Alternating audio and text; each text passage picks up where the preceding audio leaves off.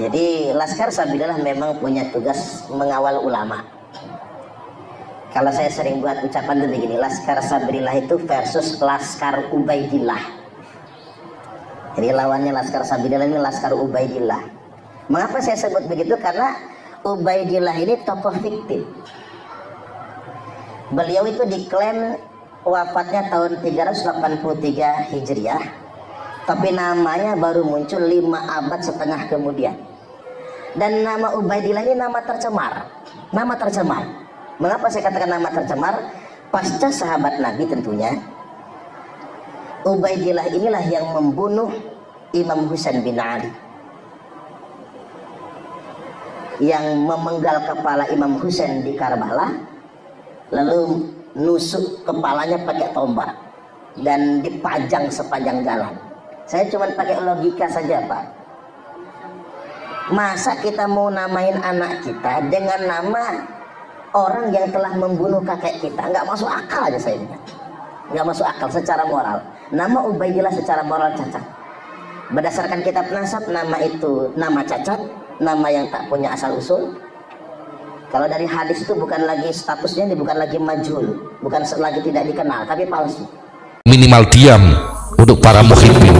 Ini urusannya kita dengan Pak Alawi Yahudi celeng. Ini to the point saja kepada Al-Ustadz Sarman yang mengatakan bahwasanya Ubaidillah itu fiktif. Ustadz, bagaimana sih kata Kiimat Ubaidillah itu adalah leluhurnya Ba'alawi. Ba'alawinya ada kok leluhurnya nggak ada. Gimana itu, Pak? Nah, itu logika dasar ya. Jadi Kiimat itu yang membingungkan sih, sehingga pengikutnya juga bingung. Katanya fiktif, tapi katanya Sayyid Mahdi mengisbat nasabnya Ba'alawi sampai Ubaidillah bin Ahmad. Berarti kan ada, Pak, Ubaidillahnya. Apakah Sayyid Mahdi itu orang gila gitu, mengisbat nasab orang kepada tokoh fiktif gitu? Gimana sih? Jadi memang agak simpang siur ya, fiktif atau enggak, tapi itu masih receh ya, itu masih belum terlalu wow dalam konten ini ya. Ada bagian penting tentang Ustadz Sarman ini yang paling aktif ya. Saya disclaimer, saya tidak mau bicara PWI ya, karena saya masih belum menemukan sinergisnya. Apakah PWI itu membatalkan Ba'alawi atau bukan ya? Apakah PWI itu semua anggotanya itu membatalkan Ba'alawi, termasuk Abu Yamuh tadi misalnya? Belum ada yang berani bilang begitu. Saya tunggu kok. Ada nggak yang berani bilang Abu Yamuh tadi menegaskan Ba'alawi batal? Ada nggak? Belum ada ya. Ya cuma acara-acara begitu ya, nanti saya bahas masalah itu. Cuma ini ada bagian penting. Ustadz Sarman ini harus baca kitab, Pak. Sudah nyemplung di bab nasab, teriak-teriak kok yuk. Komentarnya lebih rendah dari komentator YouTube, Pak. Mohon maaf. Ubaidillah nama cacat secara logika, karena nama Ubaidillah adalah yang membunuh Sayyidina Husain. Begitu Bapak pikir, begitu Bapak bilang. Allah karim, Bapak. Kitab yang diteriak-teriakan Kiimat itu kitab apa, Pak? Tahdhibul Ansab. Siapa yang ngarang, Pak? Sayyid Husaruf Al-Ubaidili. Ubaidili itu dari kata apa, Pak? Pikir-pikir coba. Ubaidili itu dari kata apa kira-kira? Ubaidili itu apa sih? Dasarnya apa sih? Baca kitabnya, Pak. Saya kasih tahu ini. Bismillahirrahmanirrahim. Ya. Wal Ubaidili nisbatun ila jaddihi al-a'la. Paragraf kedua ya. Ubaidili itu adalah nisbat atau intisab kepada kakek luhurnya yang paling tinggi. Siapa itu, Pak? Ubaidullah al-A'raj. Itu namanya Ubaidullah al-A'raj, Pak. Ubaidillah karena jer, Pak. Kalau orfa kan Ubaidullah ya. Atau Ubaidullah kalau nasab misalnya ya. Siapa yang Ubaidullah al-A'raj itu? Bin al-Husain al-Asghar ya. Jadi ada Husain al-Akbar, Husain as-Sibtu yang paling atas. Ada keturunannya namanya Husain, maka disebut Husain al-Asghar. Kalau Hasan itu biasanya Hasan al-Musanna, Hasan yang kedua. Siapa Husain al-Asghar itu, Pak? Bin Ali Zainal Abidin. Siapa Ali Zainal Abidin, Pak? Bin al-Husain. Bapak ini gimana sih? Ya. Ali Zainal Abidin itu kan jalurnya dari Husain, Pak. Kan begitu. Jadi jangan Bapak main logika sendiri, logika kocak, logika konyol. Ya. Masa iya ada keturunannya Imam Husain dikasih nama Ubaidillah, padahal Ubaidillah yang membunuh Husain? Itu di kepala Bapak nggak masuk. Baperan. Ubaidillah yang membunuh Husain, kita kecam nama Ubaidillah. Ubaidillah itu artinya itu adalah hamba Allah, Pak. Ada nama Allah di situ. Nggak akan tercemar hanya karena ada satu orang melakukan itu, Pak. Karena mungkin tidak mengerti, ya, apa arti sebuah nama. Mungkin tidak belajar apa itu nama lakob, tarkib lakob, apa itu tarkib idofah. Ya.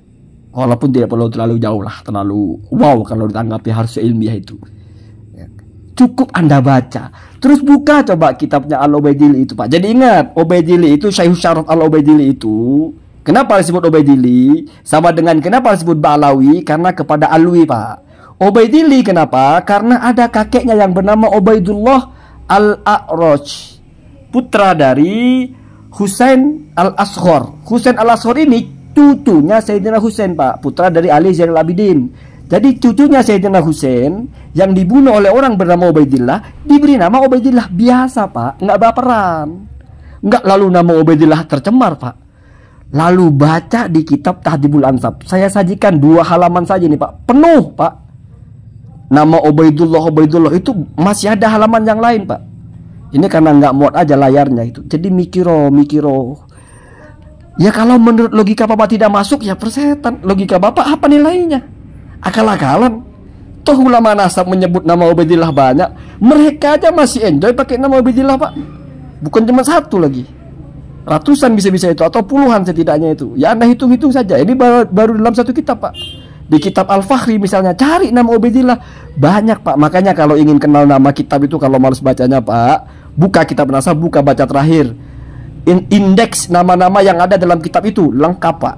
Nama mulai dari A, B, J, Alif, Ba, Ta, Sa, Ain, Abdullah, terus Ubaidillah. Banyak, Pak. Jadi kemon lah, Pak, ya, kemon. Jangan sesatkan orang dengan narasi-narasi yang syabihun bil haqqi wa laysa bih, seolah-olah benar, masuk akal. Oh iya ya, memang kelompok sebelah ini lebih gampang menangkap logika-logika dangkal yang sengklek sebetulnya. Nggak ada tatakan ilmiahnya. Cuma karena malas mikir, jadi dianggap kebenaran. Apalagi yang berbicara sudah satu kubu, pejuang ini, pasti benar lisannya. Wah, Pak, ya lucu, Pak. Ini dulu sudah sering, Pak, komentator YouTube di kolom-kolom saya itu. Saya anggap komentator kan nggak ngerti apa-apa. Ini kok Pak Ustadznya begini juga. Kadang-kadang ya, kadang-kadang. Jadi Bapak kalau mau bicara ilmu itu harus ada tatakan, ya. Mau membangun logika, ada tatakannya. Logika kalau akal-akalan sendiri itu sampah, omong kosong. Itu omongan orang-orang yang ya tidak perlu berpikir panjang. Cuma asal bicara cocok-cocokan aja gitu. Oh, masa Ubaidillah sih? Oh, dia nggak tahu Ubaidillah itu siapa, Ubaidili itu siapa. Terus dia nggak tahu juga ada berapa banyak nama Ubaidillah. Ya, begini mau ditanggapi ilmiah nggak perlu ya. Cukup kita tanggapi dengan 2 lembar kitab biar dibaca sendiri ya. Allahumma